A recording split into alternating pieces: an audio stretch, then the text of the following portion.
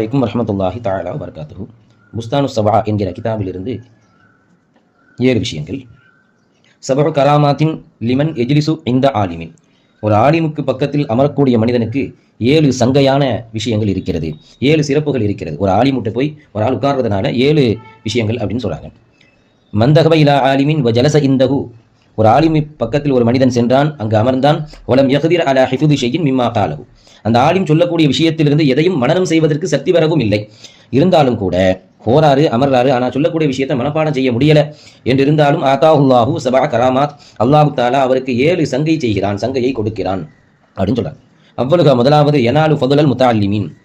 கல்வி கற்கக்கூடியவர்களுக்கு என்ன சிறப்போ அதை அடைந்து கொள்கிறார். ஒன்றாவது, ஒரு கல்வி கற்கக்கூடிய மாணவருக்கு என்ன சிறப்பு கிடைக்குமோ அது கிடைக்கும் இந்த அமரக்கூடிய மனிதருக்கு, அவாமாக இருந்தாலும் சரிதான். சானிஹா இரண்டாவது, கான மஹ்பூசன் அனி துனூபி வல் ஹதாயா மாதாம ஜாலிசன் ஐந்தஹு. அந்த ஆலிமுக்கு பக்கத்திலே அவர் அமரக்கூடிய காலமெல்லாம் பாவங்களை விட்டும் தவறுகளை விட்டும் மஹ்பூஸ் தடுக்கப்பட்டவராக ஆகுவார். அந்த நேரத்தில் பாவம் செய்யக்கூடிய வாய்ப்பு இல்லை, கிடைக்காது இல்லை. அதனால அது இரண்டாவது சங்கை. சாலிசுகா மூன்றாவது, இதா ஹரஜ மின் மன்சிலிஹி நஸலத் அலைஹி ரஹ்மா. நஸலத் அலைஹி ரஹ்மா. வீட்டிலிருந்து அவர் வெளியேறிய காலத்திலிருந்து அவர் மீது அல்லாஹுவினுடைய ரஹமத்து இறங்கி கொண்டே இருக்கும். ஏன் ஒரு ஆலிமை பார்க்க போறதுனால. மூணாவது இது. நாலாவது, ராபிஉஹா இதா நஸலத்திர் ரஹ்மத்து அலல் ஆலமி ஃபதுஸீபஹு பி பரக்கத்திஹி. இவருக்கு ரஹமத்து இறங்கும். நான்காவது, சொல்லிக் கொடுக்கக்கூடிய அந்த ஆலிமுக்கு ரஹமத்து இறங்கும்ல, அதையும் இவர் அடைந்து கொள்வார். இவருக்கு தனிப்பட்ட முறையில் ஒரு ரஹமத்து இறங்கும், இந்த ஆலிமுக்கு கிடைக்கக்கூடிய அந்த ரஹமத்திலையும் கூட இவருக்கு ஒரு பங்கு வரும். இது நான்காவது சிறப்பு. ஹாமிசுகா ஐந்தாவது, துக்குத்தபு லகுல் ஹசனாத்து மாதாம முஸ்தமியாத்.